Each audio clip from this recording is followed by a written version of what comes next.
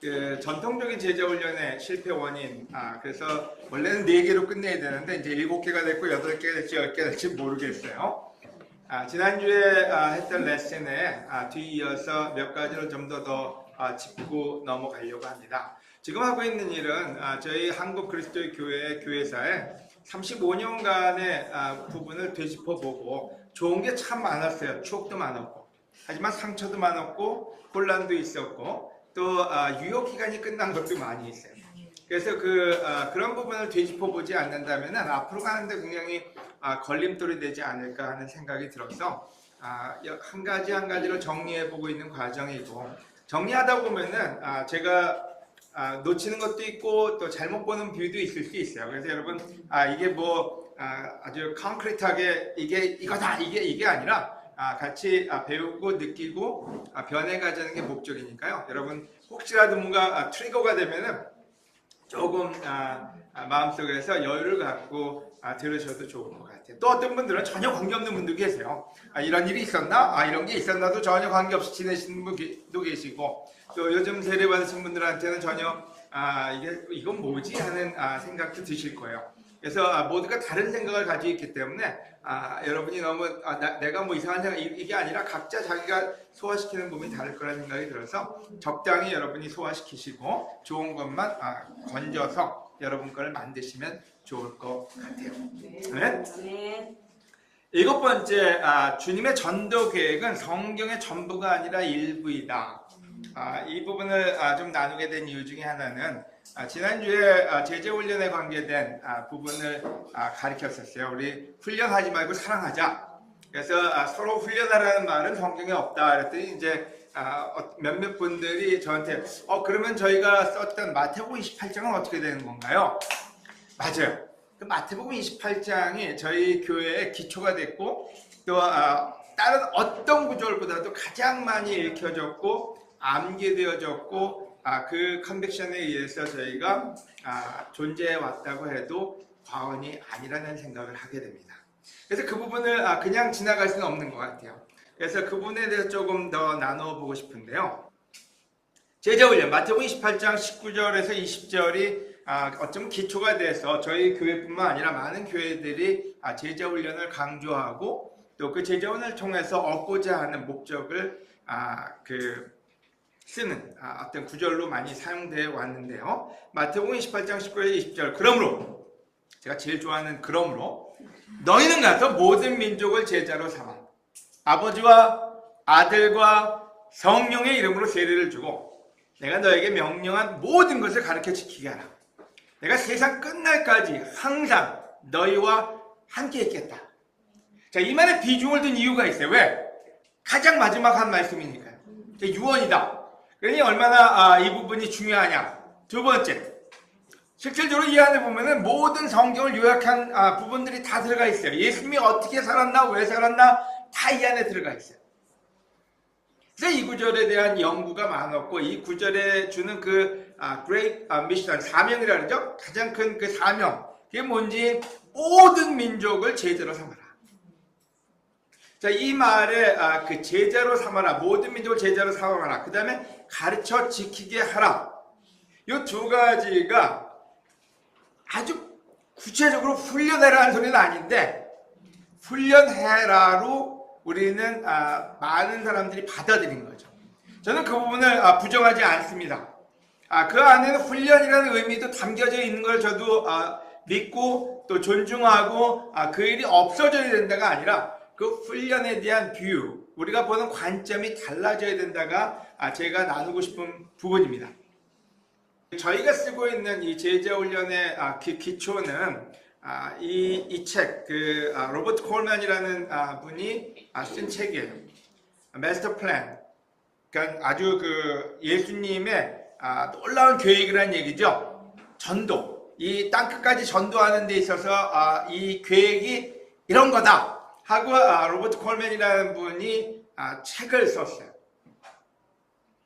지금 저희 교회뿐만 아니라 많은 교회들이 이 책을 기초로 해서 제자훈련과 전 세계 그 전도 계획을 세워 나갔다고 저는 보고 있습니다. 그래서 저희 교회도 초창기에 세례받는 분들은 이 책을 꼭 읽어야만 됐고 거의 뭐 암기하다시피 할 정도로 우리 First Principle, 그 다음에 이 책, 그리고 우리가 이제 또 몇 가지 더 권장 책이 있었어요. 하지만 우리나라에 들어오면서는 그 당시에 이 책을 가지고 들어오지는 못하고 그냥 내용만 많이 전달하게 된 거죠. 그래서 한국어 버전으로도 있습니다. 한국어 말로도 주님의 전도기이라는 책도 있고 실질적으로 굉장히 오래된 책이에요. 고전이에요. 클래식이고 굉장히 교과서적인 우리 교회 특별히 세계 선교를 꿈꾸는 교회에게는 굉장히 교과서적인 부분을 담고 있습니다. 그래서 이 책이 계속해서 뭐 엄청난 양의 그 책이 판매가 됐죠. 그래서 이 책을 잘 이해하면은 저희 교회의 무브먼트, 저희 교회가 해왔던 일들을 많이 이해하게 되고요. 실질적으로 모든 뼈대가 여기 있다고 봐도 괜찮을 것 같아요. 그래서 그 책을 보면은 그 책에는 8가지의 그 포인트가 있습니다. 그래서 우리 킴맥킨 형제나 초창기에 저희 ICOC를 만드신 분들은 이 책을 기초로 해서 우리 교회에 뼈대를 놓게 됩니다. 그래서 제일 첫 번째는 선택이에요. 예수님이 베드로, 요한, 야고보 3명을 선택하고 그 다음에 12명을 선택한 것처럼 우리도 집중해서 선택해야 된다. 그래서 모든 리더십은 그래서 3명, 12명을 뽑으려고 노력을 했어요. 그래서 그들을 집중적으로 훈련시킨다. 그게 예수님이 했던 방법이다. 왜요? 그렇게 해서 모든 민족을 진짜로 구원하기 위해서. 그래서 그 방법이 첫 번째예요. 두 번째는 동거. 예수님은 그들과 같이 동거하면서 보여주고 가르쳤다. 그래서 그들하고 너무나 많은 시간을 보내게 된다. 그래서 우리 제자훈련 시간이 많은 시간을 보낸 이유 중에 하나가 바로 이 책이 여러분 성경을 근거로 한 거니까요. 성경에서 사도행전에 보면은 그 사도들이 예수님하고 함께 있었다. 그들이 배우지는 못했지만 이런 구절이 나오잖아요. 그리고 예수님이 늘 데리고 다녔죠. 그래서 저희들의 제자훈련 방법은 그 제자를 선택하고 그 다음에 그 제자를 데리고 가서 서역 공부하는 법도 가르쳐주고 전도하는 법도 보여주고 그 다음에 누구를 혼내주는 것도 보여주고 이 방법을 썼던 거예요. 제가 91년도에 미국에 그 초대를 받아서 갔습니다. 그때 킴맥킨 형제가 제오라는 저를 픽해서 쟤를 LA로 데려와라. 자기가 훈련시켜 줄 테니까. 그래서 한 1년을 LA에 가서 킴맥킨 형제가 하는 미니스트리를 제가 쫓아다니면서 배웠어요. 저보다 한 10살 많으신 분들 도전 중인데도 거기 가서 앉아있으면 이제 저는 그때 싱글이었거든요. 부부 디셀프라는 걸 또 옆에서 구경했어야만 됐어요. 어떻게 야단치는지. 또 퍼스트 프린시플을 그 교회에 가르칠 때 어떻게 그걸 가르치고 어떻게 프랙티스 하는지. 그러니까 그게 킴맥킨이 믿었던 방법이에요. 이게 그냥 하는 게 아니라 데리고 다니면서 다 보여줘야 된다. 그래서 아침에 쫓아가서 저녁 때까지 그냥 옆에서 지켜만 보고 있는 거예요. 어떻게 사람들 디셀프를 하는지, 어떻게 말씀을 전하는지, 어떻게 이 프린시플을 가리키는지를 하나하나. 그래서 10개월 동안을 LA에서 훈련을 받았어요. 전 나쁘다고 생각하지 않습니다. 굉장히 많이 배웠어요. 근데 바로 여기서 나온 거예요. 누군가를 선택하고 그 다음에 그 사람과 함께 지내면서 어떻게. 그래서 예수님이 그 방법을 썼다는 거예요. 맞아요. 성경에 보면 그 방법이 분명하게 있어요. 그 다음에 성별, 분리시킨다는 거죠. 이건 뭐 구체적으로 얘기는 안 할게요. 분열, 자기 걸 나눠준다. 그 다음에 시범, 데몬스트레이션, 어떻게 하는지를 보여준다. 그 다음에 위임, 그들한테 권한을 줘서 이제는 그들이 가서 그 일을 하게끔 한다. 다 성경에 있는 말들이에요. 그 다음에 감독, 어떻게 그들이 그걸 하는지 오버시한다. 그리고 재생산, 똑같은 일을 똑같이 하게 한다. 그래서 결국에는 한 명이 시작해서 이게 배가 해가지고 전 세계 복음을 이룰 수 있는 방법이다. 바로 그게 이 책에서 가르친 내용이고 예수님의 미니스트리를 연구해서 이거를 잘 만들어낸 거죠. 그랬더니 사람들 보니까 이게 맞아요. 그래서 믿음과 열정이 있는 우리 선교사들이 이 부분들을 배웠고 이 부분들을 실행하기 위해서 굉장히 노력을 많이 했고 실질적으로 이 방법을 사용해서 많은 교회들이 세워졌고 또 저희 교회도 굉장히 빠르고 놀랍게 조직적으로 성장을 했던 시간이 70년대, 80년대, 90년대였던 거죠. 하지만 90년대가 지나면서부터 빠른 성장의 문제점들이 나오기 시작했고, 그 다음에 지금 우리는 그 답보 상태에 빠져 있다고 해도 과언이 아니라는 생각을 하게 됩니다. 여러분이 만약에 저희 교회를 조금 이해하고 싶다, 그럼 이 책을 읽어보시면요, 이해가 금방 돼요. 그 다음에 우리가 이래서 이렇게 했구나. 그래서 실질적으로 이 책은 지금도 굉장히 존경받는 책이고, 저도 굉장히 존경하고, 누군가 예수님의 미니스트리를 잘 연구하고 잘 써놨구나, 그 부분을 보게 돼요. 그래서 여러분들 만약에 더 예수님의 사역을 배우고 싶다, 아마 이 책이 굉장히 좋은 툴이 될 겁니다. 자, 근데 문제는 성경에 나오는 그러니까 제자훈련, 다시 말해서 주님의 전도 계획은 성경의 일부지 전체가 아니라는 거예요. 근데 우리는 모든 우리 교회를 이 안경으로 계속 다 봤던 거예요. 그래서 모든 걸 다 이걸로만 봤기 때문에 어떤 일이 벌어졌냐면 서로 가르치라 그랬더니 이거를 훈련으로 받아들였어요. 나쁘진 않아요. 근데 여러분, 여러분의 자녀들이 나 학교 갔다 올게 하고 나 훈련소 갔다 올게 하고 틀리지 않아요? 네. 여러분, 가르쳐 지키게 하라는 말은 단지 데려다가 훈련시켜라, 이 말하고는 좀 틀릴 수도 있다는 거예요. 가르쳐 지키라 그랬더니 훈련소에다 갖다 놓고 사람을 완전히 개종을 시켜버려서 개화를 시켜요. 좋은 거예요. 하지만 문제는 그 방법론에 있어서 너무 어그레시브했다고, 너무 뭐라 그럴까요? 너무 과격했다? 뭐 하여간 조금 너무 심했다, 이런 표현을 써도 과언이 아니라는 생각이 들어요. 그래서 저희는 이 전 세계를 전도하기 위한 굉장히 좋은 열정적인 무브먼트였는데, 사람들에 대한 그 모드를 군사 훈련시키듯이 훈련시키는 모드로 더 많이 갔던 거죠. 그래서 이 부분이 나쁘다가 아니라 이 부분이 너무 과했고, 실제로 그 부분에 의해서 많은 우리가 혼란을 겪은 게 사실이 아닌가 하는 생각을 하게 됩니다. 여러분, 성경에 보면요, 서로 가르치라, 서로 권면해라, 서로 구제해라, 서로 격려해라, 서로 용서해라, 서로 훈련하라는 소리만 없어요. 훈련이라는 말은 주로 어디서 나오냐면요, 자기 스스로를 연단해라, 자기 스스로를 훈련해라는 말로 주로 나오지, 서로 훈련해라는 말로 나오진 않아요. 하지만 서로가 가르쳐 지키게 해라, 이 말은 훈련이라는 말로도 쓸 수가 있겠죠.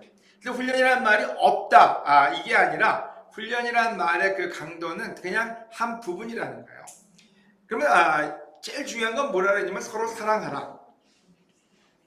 이제 너에게 새로운 계명을 준다. 서로 사랑하라. 내가 너희를 사랑한 것처럼 너희도 사랑하면 너희가 나의 제자인 것을 알게 될 것이다, 이런 표현 썼잖아요. 근데 이 부분도 재밌게도 요한복음 15장에는 열매를 맺으면 너희가 내 제자인 걸 알게 될 것이다, 이랬잖아요. 그래서 그 열매를 우리는 어떻게 표현했냐면은 제가 기회를 세례주면 그게 열매고, 그래서 그 열매가 나와야지 나는 제자다, 그 확인이 되는 걸로 이 부분을 많이 바꿔 썼어요. 그래서 갈라디아서에 나오는 그 성령의 열매는 이 열매하고 틀리다. 이 열매는 사과나무에서는 사과가 나와야 돼. 그리고 굉장히 많이 열매에 대한 강조를, 나쁜 거 아니에요. 여러분, 열매 맺는 건 좋은 겁니다. 그게 또 제자 맺는 것도 좋은 거예요. 하지만 요한복음 15장 8절에 너희가 많은 열매를 맺어 내 제자라는 것을 보여주면 내 아버지께서 영광을 받으신다. 그럼 여기서 보면 재밌게도요, 앞에서 얘기하는 그 열매는 뭔지 사랑이라고 그랬거든요. 사랑을 하면은, 내가 너를 사랑하는 것처럼 사랑하면은 내 제자인 걸 알게 될 것이다 그랬잖아요. 그러면 요한복음 15장에 나오는 그 열매는 예수님이 한 것처럼 한 그 사랑이, 그게 열매인 거거든요. 그래서 그 열매가 물론 옆에 있는 한 사람 한 사람을 구원하는 것도 사랑했기 때문에 나온 열매겠죠. 그래서 실질적으로 우리가 이 사랑은 가르침과 훈련과 권면과 구제를 다 포함합니다.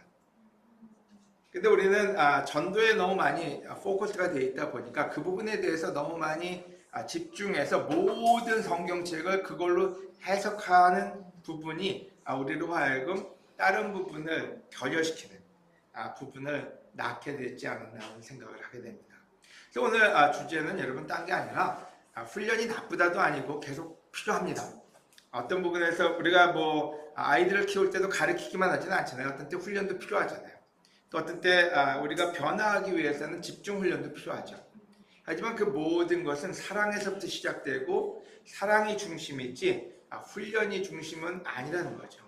그래서 이 부분에 대한 부분을 다시 한번 이렇게 나누고 싶고요. 그럼 마태복음 28장 18절에서 20절을 우리가 어떻게 받아들여야 될 것이냐. 이 부분도 우리가 어떤 면에서 은연중에 약간 살짝 우리가 원하는 방식으로 바꿔놓은 부분들이 있어요. 제일 첫 번째는 누구의 제자를 만들어야 하는가. 이 부분에 대해서 한번 우리가 생각해 볼 필요가 있어요. 그래서 예수님은 제자들에게 가까이 오셔서 이렇게 말씀하셨다. 나는 하늘과 땅의 모든 권능을 받았다. 누가 받았을까요? 이 권능은요? 예수님. 네, 엄계자매가 받은 것도 아니고요. 우리 서경원 형제가 받은 것도 아니고요. 예수님이 받으신 거예요. 그죠? 예수님이 얘기할 나는 하늘과 땅의 모든 권능을 받았다. 그리고 그러므로는 접속사예요. 앞에 있는 것 때문에 그러므로 너희는 가서 모든 민족을 제자로 삼아라. 자, 그럼 모든 민족을 제자로 삼으면 누구의 제자로 삼아야 되느냐? 권능을 받으신 예수님의 제자로 삼아야 되는데 우리는 알긴 알아요. 대놓고 얘기한 적은 없는데 우리는 내 제자를 만들려고 할 때가 참 많았어요. 그러다 보니까 어디 가서 누구를 소개할 때도 얘 내 제자야. 이러고 소개하는 사람들이 꽤 돼요. 그럼 나는 내 제자가 몇 명이야. 저도 그런 표현 쓴 적이 있어요. 그런 생각에 빠지고 그 자리에 앉으려고 했던 우리가 많다는 거예요. 지난 주에도 설교할 때 얘기했지만 하루만 먼저 세례받아도 한 달만 먼저 세례받아도 이게 꼭 그 군대 너 어제 들어왔냐 오늘 들어왔냐에 따라 달라요. 맞아요. 제가 성빈이하고 성원이한테 물어봤어요. 누가 언니냐고요. 얼마 차이로 태어났냐고요.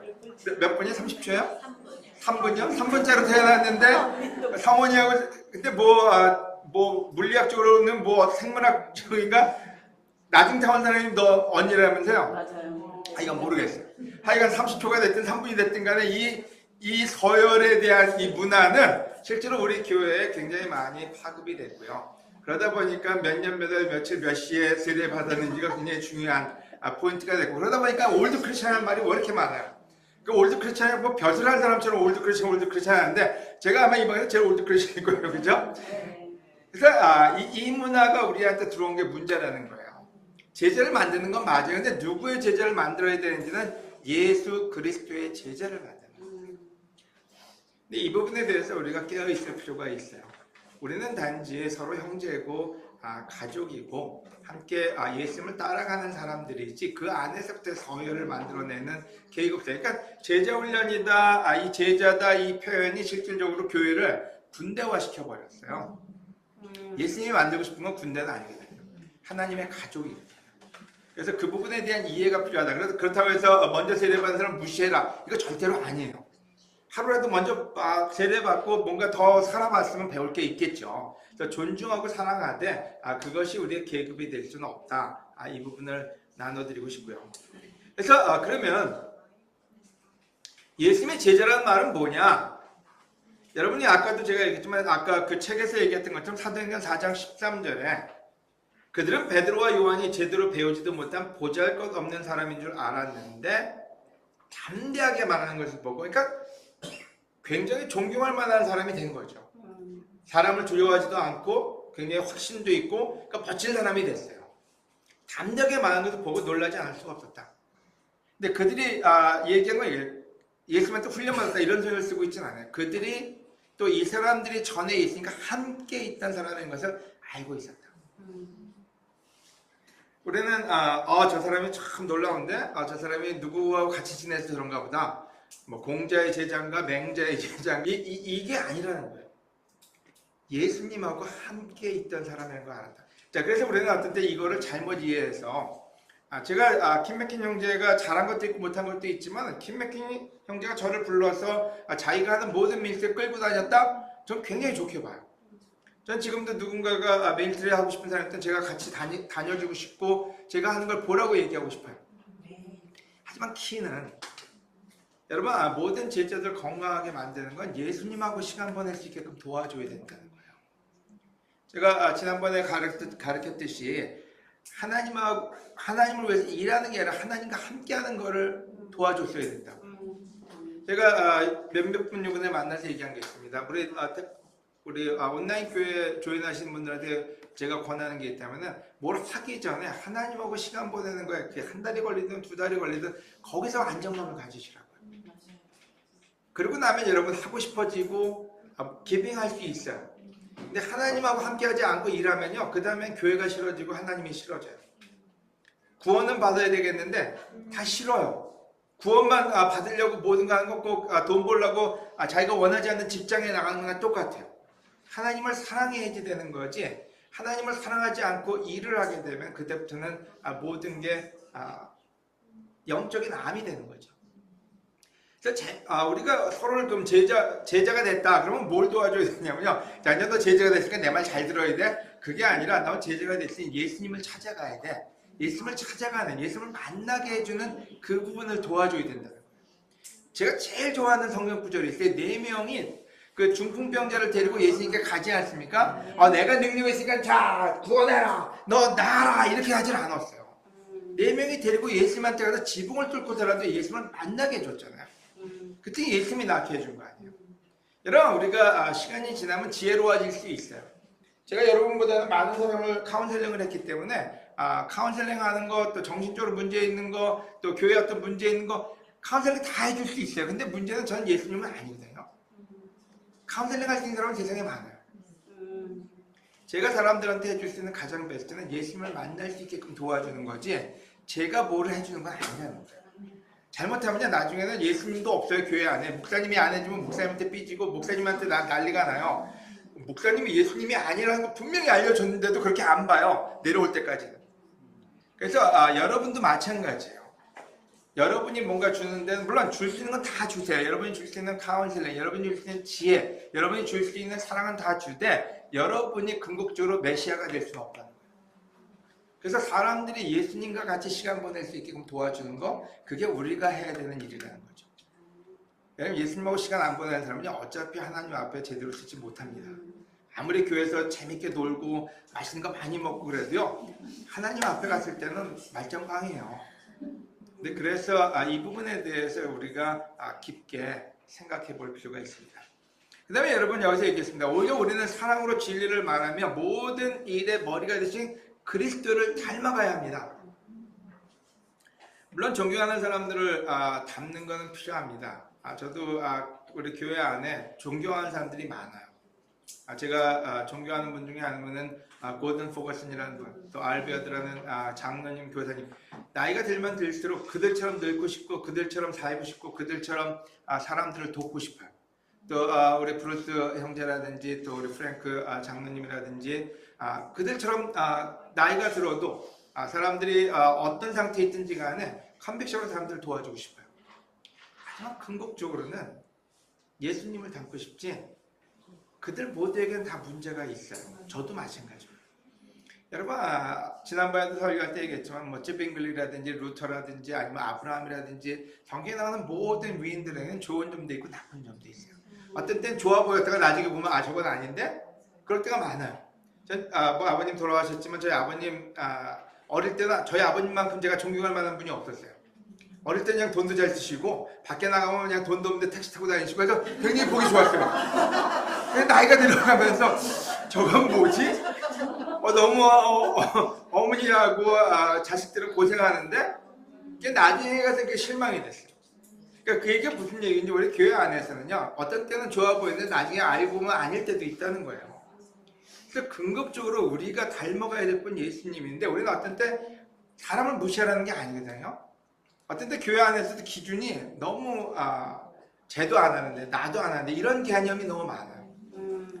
여러분, 쟤도 나도 아무런 의미가 없어요. 예수님이 우리의 기준이고 예수님을 닮아가는 게 크리스찬의 목적이에요.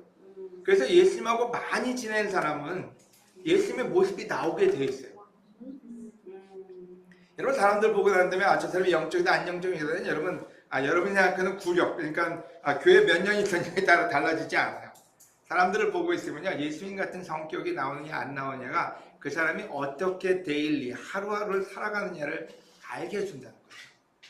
그래서 여러분, 첫 번째는 누구의 제자를 만들 것이냐. 우리의 제자 아니고요, 물론 여러분이 도와줄 수 있죠. 궁극적으로 예수님의 제자를 만드는 게 우리의 목표라는 거. 그게 마태복음 28장에 써있는 가장 중요한 메시지 중에 하나라는 거예요. 뭐 마르다 마리아의 그 부분이 바로 예수님이 얘기하는 부분이에요. 마르다에게 또 마리아에게 주신 메시지가 있잖아요. 일하는데 포커스하지 말고 예수님하고 같이 있는데 포커스하라고요. 여러분 마찬가지로 이제 우리 온라인 그리스도에 왔으니까 일을 많이 해야 되겠다. 감사합니다. 하지만 일보다는 예수님하고 만나는 시간을 많이 하세요. 그러면 제가 시키지 않아도 여러분이 일할 거예요. 여러분이 원해서 할 거예요.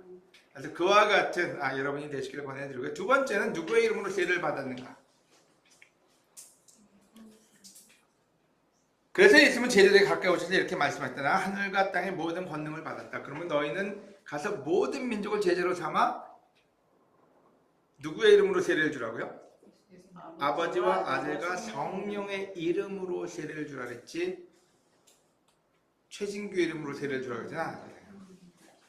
근데 우리는 세례를 줄 때도 쟤는 내가 세례 주는데 이런 개념이 들 때가 많아요. 내가 몇 명을 세례 줬는데 난 세례가 하나도 없네? 한 명도 못 줬네? 나는 열매를 못 맺었으니까 크리스천이 아닌겨벼? 나는 떠나가야 되나? 저 그런 거 갈등한 적이 많아요. 근데 여러분 여기서 얘기하는 부분을 잘 생각해 보세요. 아버지와 아들과 성령으로 세례를 주고 근데 이 부분을 고린도전서는 이렇게 얘기하고 있습니다. 바울이요. 교회가 분열이 됐어요. 엉망이 됐어요. 근데 그 엉망된 가운데 뭐가 제일 많이 나왔느냐? 이 세례 문제와 누구를 따를 거냐에 대한 문제가 많이 나왔던 거죠. 그러니까 실질적으로 그 당시에 얼마나 열심히 전도를 했으면은 바울이든 베드로든 다들 가서 너무 열심히 전도하다 보니까 세례 준 사람들이 화가 나기 시작한 거예요. 나는 조금 더 높은 지위에 있는 베드로한테 나 세례 받은 사람이야. 야, 너 누구야? 넌 요한이 베드로보다 조금 파워가 약할 것 같은데 모르겠어요. 뭘로 나눠졌는지요. 이렇게 표현합니다. 그리스도가 그렇게 나누어졌습니까? 바울이 여러분을 위해 십자가에 못 박혔습니까? 아니면 여러분이 바울의 이름으로 세례를 받았습니까? 나는 여러분 가운데서 그리스도와 가요 외에는 아무에게도 세례를 주지 않은 것을 하나님께 감사하고 있습니다. 이건 뭔 말이야? 세례 안 줘도 좋대요. 기쁘대요. 감사하대요. 그래서 여러분은 아무도 내 이름으로 세례를 받았다고 말할 수가 없습니다. 스데반의 가족에게 세례를 주긴 했지만 그 밖에 아무에게도 세례 준 기억이 없습니다. 우리는 바울이 막 세례 많이 줬을 것 같지 않아요? 몇천 명, 몇만 명을 주고도 남을 사람이라고 생각하지 않아요. 근데 준 기억도 없대요. 그리스도께서는 세례를 주라고 나를 보내신 것이 아니라 기쁜 소식을 전하라고 나를 보내셨습니다. 그리고 인간의 지혜로운 말로 하지 않은 것은 그리스도의 십자가가 헛되지 않도록 하기 위한 것입니다.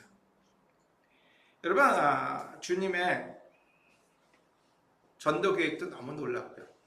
땅끝까지 전도하겠다는 그 사명도 너무 놀라운데 우리가 그 사명을 받고 뭘 했냐면요. 세례를 가르쳤지 예수님에 대해서 가르친 게 적다는 거예요. 바울은 그리스도를 전파했고 기쁜 소식을 전파하는 데 포커스했지 세례 주는 데 포커스한 게 아니에요. 세례는 예수님에 대한 사랑의 열매지. 근데 우리는 세례의 방법, 그래서 우리는 부모님한테도 친구들한테도 예수님을 전하기보다는 세례를 주고 싶어요. 그래서 세례 주는 방법을 연구하고 세례 주기 위한 모든 논리와 모든 그 일들을 우리는 개발을 해내고 있습니다. 여러분, 우리가 진짜로 전해야 될 거는 예수님이에요.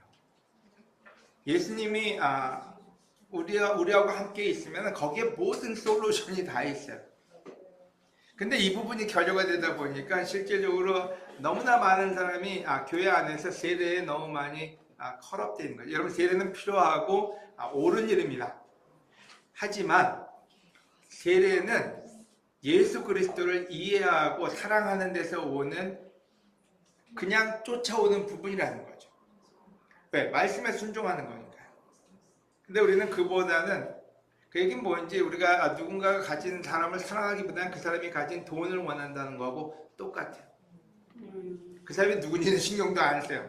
예수님이 누군지 하나님의 사랑이 얼마나 큰지 그거보다는 세례가 구원이 더 중요한 거죠. 여러분 그렇다고 해서 저희가 다 그렇게 너무 무모하겠냐 그건 아니에요. 하지만 점점 그 부분이 더 커지고 있는 거예요. 그래서 바울이 얘기할 때 내가 하고 싶은 거는 십자가를 알려주고 싶다. 내가 하고 싶은 건 예수 그리스도가 누군지를 알려주고 싶다고요. 하나님이 어떤 메시지를 주는지를 알려주고 싶다고요. 그래서 세례가 중심이 아니라 그리스도가 중심이어야 되고, 세례가 중심이 아니라 십자가가 중심이어야 된다고요. 교회는 얼마나 많은 셀피시한 사람이 많습니까? 이기심이 넘쳐나고 있어요. 우리 교회뿐만 아니라 교회가 이기심을 배출하는 그런 그 집단이 되고 있어요. 왜요? 교회인데요? 여러분, 교회 오는 이유가 뭐예요? 복 받으려고요. 자기 이기심 채우려고 오는 사람이 넘쳐나고 있어요. 그걸 채우기 위한 방법이 하나님인 거죠. 십자가는 거꾸로거든요. 그래서 교회가 실질적으로 교회가 번영을 하니까 너무 좋다. 수없이 많은 목사님이나 선교사들, 저도 어떤 때 그럴 수가 있겠죠. 바로 그 심리를 이용해서 교회를 성장시키는, 교회가 대한민국 교회라고 얘기해도 저는 거짓된 얘기가 아니라고 생각을 합니다. 나를 따르라, 축복받을 것이다. 죄 지은 너희 남편도 다 사함을 받을 것이고, 사업이 너무 잘 될 것이고, 어떻게 하면요? 헌금 많이 내고 교회 와서 헌신하고 그러면은 다 복받을 거라고요. 그러니까 교회가 이기심을 창출해내는 곳이 되고 있는데요. 여러분, 바울은 얘기합니다. 십자가밖에 가르칠 게 없다고요. 자기를 sacrifice, 자기를 희생시켜서 남들을 사랑하는. 근데 저희 교회도 제가 걱정하는 부분이 이 부분이라고 늘 얘기하지만 십자가가 사라지고 있어요. 더 편한 교회, 더 인간적인 교회, 더 많은 사람이 올 수 있는 교회를 만들기 위해서 너무 노력을 많이 하고 있는 거죠. 여러분, 교회는 변화시킬 필요는 없어요. 우리가 변화해야지 교회를 변화시키면 안 돼요. 그래서 여러분, 이 구절의 의미를 잘 이해하시기 바랍니다. 아버지와 아들과 성령의 이름으로 세례를 받은 거지 민주주의에서 세례를 받은 게 아니라는 거예요. 또 우리가 원하는 것에 대한 세례가 아니라는 부분, 그런 변화가 아니라는 거죠. 세례가 중요한 게 아니라 그리스도가 중요하고 십자가가 중요하고, 그 십자가와 그리스도 때문에 세례는 그냥 우리가 쫓아가는 말씀의 한 부분이라는 거. 이 부분을 두 번째 포인트로 나누고 싶고요. 그래서 고린도전서 1장 13절에 17절에 아까 읽었던 구절이에요. 그리스도께서는 세례를 주라고 나를 보내신 것이 아니라고요. 기쁜 소식을 전파하라고요. 그리고 인간의 지혜로운 말로 하지 않은 것은 그리스도의 십자가가 헛되지 않도록 하기 위한 것입니다. 아멘. 세 번째, 누구의 명령을 가르치고 지키게 해야 하는가? 여러분, 이 구절은 클리어합니다. 내가 너에게 명령한 모든 것을 가르쳐 지키게 하라. 이 부분이 분명히 알면서도 우리는 잘 쓰면은 위계질서 잡는데 아주 끝내줘요. 내가 너에게 명령한 모든 것을 지키게 해라. 그래서 어떤 때 제자훈련자가 얘기하는 거에 꼭 하나님의 말씀과 동일시되는 교황의 자리에 올라갈 때가 많다는 거예요. 여러분, 교황이 왜 교황이 됐을까요? 마찬가지로 똑같은, 여러분, 왜 캐톨릭이 지금까지 무너지지 않아요? 좋은 점도 제가 많이 얘기하지만 안 무너진 이유 중에 하나는 나쁜 점도 있어요. 교황이 그 교황의 권한을 놓지 않았기 때문이에요. 그래서 단체를 유지하기 위해서는 절대적으로 필요한 게 권위를 가지고 있는 거겠죠. 우리가 때로는 우리가 예수님의 자리에 앉고 하나님의 자리에 앉을 때가 많다는 거예요. 말씀을 가리킨 것 외에는 우리한테 권한은 없어요.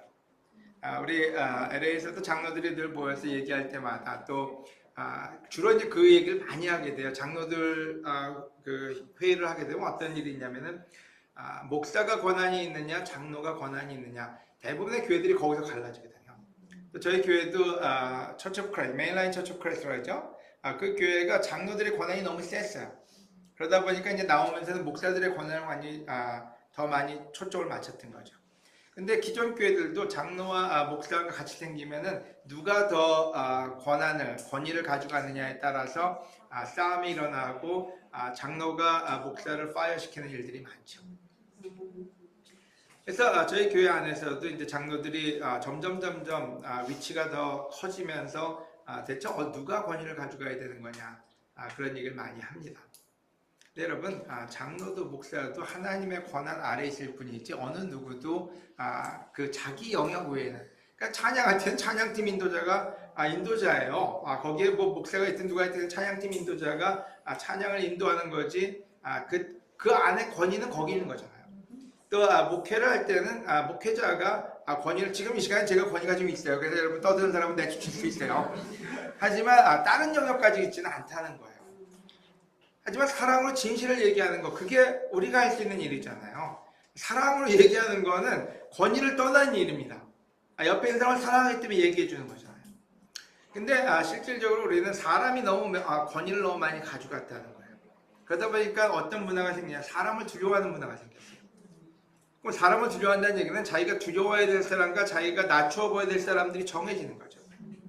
저 사람은 내가 두려워해야 될 사람이니까 저 사람 앞에 가서는 이렇게 행동하고, 이 사람은 내가 도와주는 사람이니까 이 사람 앞에 이렇게. 그러니까 교회 안에도 실질적으로 세상보다 더 무서운 계급사회가 돼버리고 거기서 오는 패단이 컸던 거죠. 여러분, 여기서 얘기하는 내가 너에게 명령한 것, 예수님이 우리에게 명령한 걸 가르쳐 지키게 하라고 했지, 우리 안에 있는 위계 질서 속에 있는 그 안에 있는 사람의 말을 지키게 하라, 이건 아니라는 거예요. 바울도 이런 표현을 씁니다. 내가 이건 권면하는 거지 명령하는 게 아닙니다, 이런 표현을 썼어요. 자, 이 말은 뭐니? 권면이란 말하고 명령이란 말은 틀려요. 근데 저희는 저희 안에서 우리가 그렇게 시작한 거 아니에요. 하지만 그렇게 살다 보니까 그 문화가 우리 안에 젖어든 거예요. 그래서 누군가의 말을 안 들으면 꼭 교회에서 쫓겨날 것 같고, 나는 비영적인 사람인 것 같고, 나는 뭔가 죄 짓는 것 같은 느낌을 받게끔 또 그렇게 받아온 사람들이 꽤 돼요. 그래서 조언을 줬는데 그 조언이 조언으로 느껴지질 않아요. 명령으로 느껴져요. 그 사람은 얘기해요. 나는 굉장히 젠틀하게 나는 조언을 준 건데, 근데 받는 사람은 조언처럼 느껴지지 않은 게 문제죠. 왜냐면 문화가 그렇게 형성이 됐으니까요.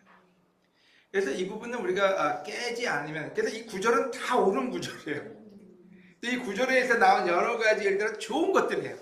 근데 문제는 우리가 이거를 프랙티스 할 때, 실천할 때 이 부분을 건강하게 실천하지 않은 게 문제라는 얘기죠. 자, 그러면 누군가 조언을 줄 때 그걸 무시하는 게 더 좋은 거예요? 아니요. 잘 생각하셔야 돼요.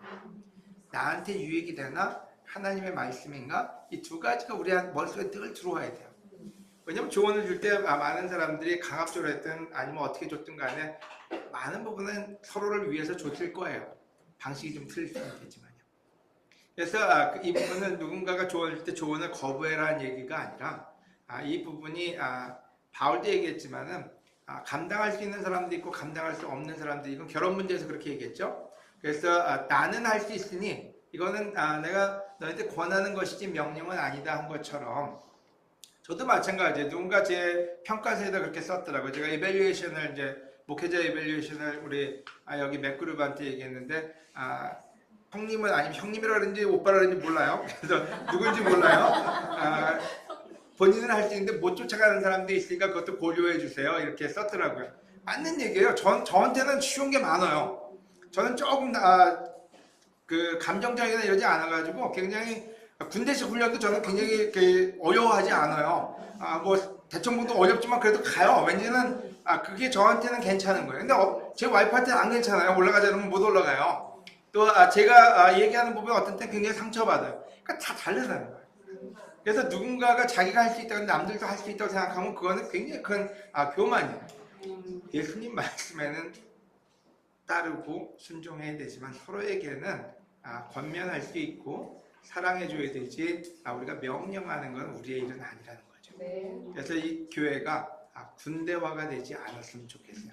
마찬가지로 여러분, 저를 이 교회의 장군으로 보거나 소위를 보거나 그러지 마세요. 그냥 여러분과 똑같이 제가 죄를 져도요, 실수를 해도요 아주 똑같은 사람이에요. 그러니까 여러분 똑같이 봐주시면 돼요. 하지만 여러분, 우리 교회 안에서 가족이라는 게 있잖아요. 가족은 어떤 때 형도 있고 동생도 있고 엄마 아빠도 있잖아요. 하나님은 아니지만 엄마 아빠도 실수하거든요. 그래서 그 자체를 받아들이는 게 이 교회고, 하지만 예수님이 계신, 하나님이 계신, 성령님이 있는 바로 그분의 이름으로 우리가 구원을 받았으니 그 가족 안에 있는 우리가 되는 게 필요하다는 생각이 듭니다. 그래서 사도행전 4장 18절에 제가 제일 좋아하는 말 중에 하나가 있는데요. 그들은 베드로와 요한을 다시 불러 예수님의 이름으로는 말하지도 말고 가르치지도 말라고 명령하였다. 그러자 베드로와 요한이 이렇게 대답하였다. 아이는 너무 좋아하는 구절이에요. 하나님의 말씀을 듣지 않고 여러분의 말을 듣는 것이 하나님 보시기에 옳은 일인지 한번 판단해 보십시오. 우리는 보고 들은 것을 말하지 않을 수 없습니다. 여러분, 다른 건 몰라도 이 부분은 여러분 마음속에 심어 놓으셔야 돼요. 저는 이상한 일을 많이 하는 사람입니다. 이상한 일이라는 말보다는 남들이 안 하는 일을 좀 많이 해요. 제가 한국의 미션팀으로 89년도에 왔을 때 세례 받은 지 3개월 만에 왔어요. 혼란에 빠졌어요. 왜요? 샌프란시스코에 계신 분들은 한국말 하는 사람이 전무했어요. 미션팀 15명이었어요. 제대로 하는 사람이. 그러니까 제대로 하는 사람이 제가 세례를 받은 거예요. 그때 저를 만나러 온 거예요. 한국에 미션팀 가자. 근데 저희 교회에 계신 목사님들이, 저 프로비던스 로드아일랜드라는 아주 미국의 깡촌 중에 깡촌이에요. 제일 작은 스테이트거든요. 목사님들이 저한테 찾아와서 너는 아니야 지금 어떻게 2달 된 사람을 미션팀 가자는데 보내줄 목회자가 어디 있겠습니까? 왜냐면 온 거는 3개월 후지만은 제가 가겠다고 한 거는 한 1, 2개월밖에 안 됐어요. 가겠다고 한 건 아니죠. 가자는 소리를 들었죠. 그래서 실질적으로 몇몇 목사님들은 가지 마라. 또 샌프란시스코 가면 어떻겠느냐. 그리고 누가 딱 가라 그러면 얼마나 좋아요. 가지 마라 가라 그러고는 저는 앉아가지고 고민을 하는데 그때는 우리나라가 그렇게 지금처럼 좋지는 않아서 제가 이렇게 흔쾌히 오고 싶다보다는 미국에서 영주권 갖고 또 시민권 받아서 살려고 하는 때였기 때문에 별로 오고 싶은 마음은 없었어요. 근데 그때 하나님이 원하는 게 뭘까를 고민하는 데는 한 달 걸린 것 같아요. 그리고도 그게 진짜 하나님 뜻이냐 안 뜻이고 어떻게 알아요? 그래서 하나님이 원하는 대로 한다는 마음으로 가면은 아니면 하나님이 바꿔줄 거야. 그리고 왔던 거죠. 그래서 그때부터 이상한 일을 한 사람 중에 한 사람이 됐어요. 쟤는 뭐야? 3개월밖에 안 되면 뭘 알고 왔어? 그래서 다 시선이 그랬어요. 그리고 다 그 미션팀에 왔던 14명이 뭐라 그랬냐면요. 쟤는 금방 교회를 떠나갈 거야. 그리고 자기들끼리 모여서 저를 위해서 기도하고 있더라고요. 저 혼자 회사 갔거든요. 직장을 저 혼자 다녔으니까. 그러고 난 다음에 LA 가서 제가 2003년도에 갔을 때 코리안이 전혀 전무했어요. 저는 그때 교회에서 일을 안 하고 이제 갔으니까 돈도 없고 실질적으로 그때 혼란 아마 몇 번 나눴지만 이게 내가 목사를 돈을 줘서 하는 건가 사람들이 좋아해 줘서 하는 건가 그게 혼란이 왔어요. 2003년도에 하도 사람들이 난리를 칠 때요. 그래서 그때 가서 한 1년을 열심히 뭐 먹고 살라고 아르바이트는 다 했죠. 그러다가 한국 사람들이 영어가 안 돼가지고 크리스천 되기가 힘든 거예요. 그래서 교회 왔다가 가도 교회 머물 수가 없어요. 왜냐면 영어가 안 되니까요. 그래요? 그거는 내가 한국말 잘하니까 그건 내가 할 수 있겠다. 그래서 그때 월급도 안 받고 사람들이 알아주지 않을 때 가서 코리안이 한 2-3명 있으니까 이 사람만 주시면은 제가 주중 예배, 주일 예배 설교하고 코리안 미니스트리 만들겠습니다. 그래서 말을 뭐라고 썼냐면 글로벌 코리안 미션이라고 그래서 범세계적인 한국 미니스트리를 만들겠다 그러고 5명이 그걸 시작을 한 거예요. 그리고 5년을 미니스트리를 하니까 교회가 생기고 그 다음에 교회에서 얘 뭐야? 그리고 너 장로할래? 그리고 너 이 교회 와서 풀타임 할래? 그래서 풀타임으로 장로로 거기서 일하게 된 거예요. 한국 들어와서도 마찬가지예요. 사람들이 볼 때 아마 다 오해했을 거예요. 대전 가서 무슨 꿍꿍이가 있어가지고 대전을 가겠다고 저 사람이 들어오나 뭐를 또 앞으로 교회를 어떻게 하려고. 자, 제가 얘기하는 건 무슨 얘기를 하고 싶은 거냐면요. 이 말 때문에 그랬어요. 하나님이 하라는 거는 누가 뭐라 그러든 할 수 있어야 된다는 거예요. 3년 전에 들어왔을 때 지금 몇몇 목사님들이 저한테 제 스스로 장로직 내려놓고 목사직 내려놨더니 네가 목사냐 네가 장로냐 왜 설교하느냐 그 소리를 하더라고요. 설교하지 말라고요. 본인들이 허락할 때까지는 하지 말래요. 근데 이 구절에는 똑같이 허락할 때까지 하지 말래. 누가요? 그 당시에 권위가 있다는 교회에 있는 사람들이요. 근데 베드로가 이게 하나님 말씀을 듣지 않고 사람들의 말을 듣는 게 옳으냐. 저는 이 방에 계신 분들한테 많은 분들을 존경하는 이유가 여러분이 혼란 속에 있을 때 하나님 말씀에 복종한 사람이라는 것을 알기 때문에 여러분이 존경스럽고 감사해요. 우리가 때로는 사람에 휩쓸려 가거나 감정에 휩쓸려 갈 때가 너무 많아요. 근데 이구절은 얘기하기를 예수님의 말씀을 가르쳐 지키게 했고 우리에게 명령한 게 말씀을 지키라고요. 그래서 여러분 하나님의 말씀을 들으면요 여러분 타협하지 마세요. 쟤는 안 하는데요 얘는 하는데요 제가 하지 말라니 그런 소리 하지 말고 하나님 말씀에는 순종하세요. 하나님은 우리를 위해서 모든 걸 말씀하셨지 하나님을 위해서 말씀하시지 않으셨어요. 모든 유익은 우리한테 있다는 거예요. 바로 그래서 저는 여러분 같은 가족이 생겼고 그래서 아내도 건강해지고 저도 건강해졌어요. 그래서 하나님의 말씀을 듣는 게 궁극적으로 우리에게 가장 큰 미래가 된다는 거예요. 바로 그 부분을 여러분이 마음속에 다시 한번 새기시기를 권해드리는 바입니다. 아멘. 그래서 하나님 보시기에 옳은 일인지 한번 이게 판단 기준인 거예요. 여러분이 어떤 액션을 취할 때 여러분 딴 거 생각하지 마세요. 제가 어떻게 생각할까? 나한테 이걸 권한 사람이 어떻게 생각할까? 이거 생각하지 말고 하나님 보시기에 옳은 일이면 하세요. 하나님 보시기에 옳지 않다고 생각하면 하지 마세요. 그거만큼 더 클리어한 우리를 도와주는 가이드라인은 없어요. 우리는 보고 들은 것을 말하지 않을 수 없습니다. 진실을 이야기하겠다. 바로 그게 마태복음 18장에서 얘기하는 우리에게 준 가장 큰 사명이에요.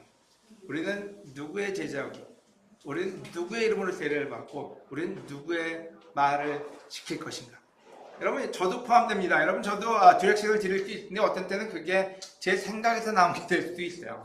그래서 굳이 그것 때문에 여러분이 고민하지 마세요. 그게 하나님의 말씀인가 아닌가 거기에만 여러분이 갈등하시기를 권해드립니다. 디모데전서 4장 15절 16절 거기다 끝나가네요. 그대는 이 일을 깊이 생각하고 실천하여 그대가 발전하는 모습을 모든 사람에게 보게 하시오. 그대는 그대의 삶과 가르치는 일을 잘 살펴 꾸준히 그 일을 계속하시오. 그러면 그대 자신과 그대의 말을 듣는 사람들을 다 구원하게 될 것입니다.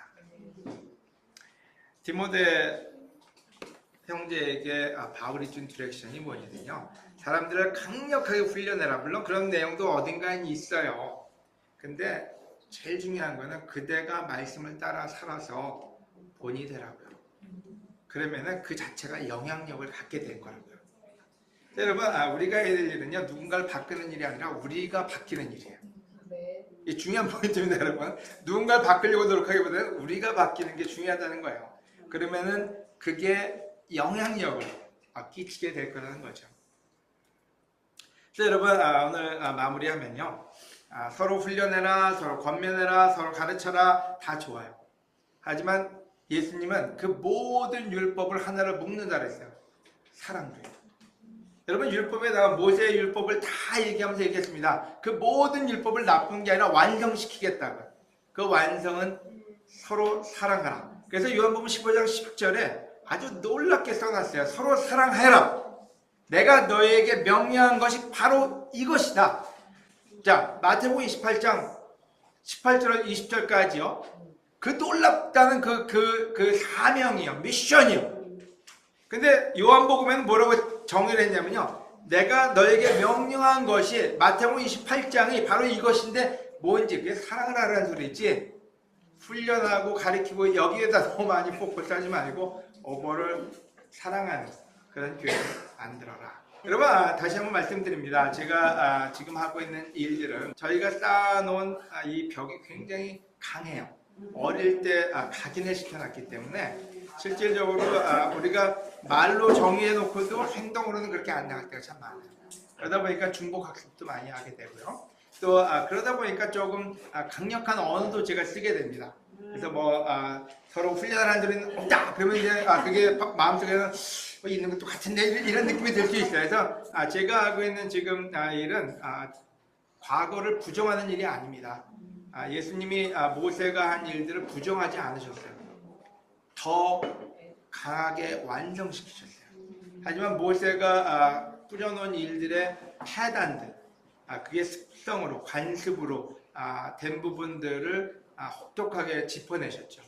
마찬가지로 우리가 지금 해왔던 무브먼트 처음부터 뭐가 잘못됐다가 아니라 굉장히 순수한 마음에 전 세계에 있는 사람들에게 말씀을 전하고자 하는 틀을 만들었고요. 그 로버트 콜만 책 제가 굉장히 존경하는 책이에요. 저도 몇 번씩이나 보고 그 부분을 제 삶에 적용시켜서 노력을 많이 했어요. 하지만 거기서 오는 패단들이요. 그 부분들을 프랙티스 하다 보니 잊어버린 부분도 많고 그 부분이 여기저기에 잘못 스며든 부분이 많아서 그 부분을 얘기하는 것이지 그 모든 부분을 부정하고 있지 않다는 거 다시 한번 여러분한테 말씀드리고요. 같이 기도하시겠습니다.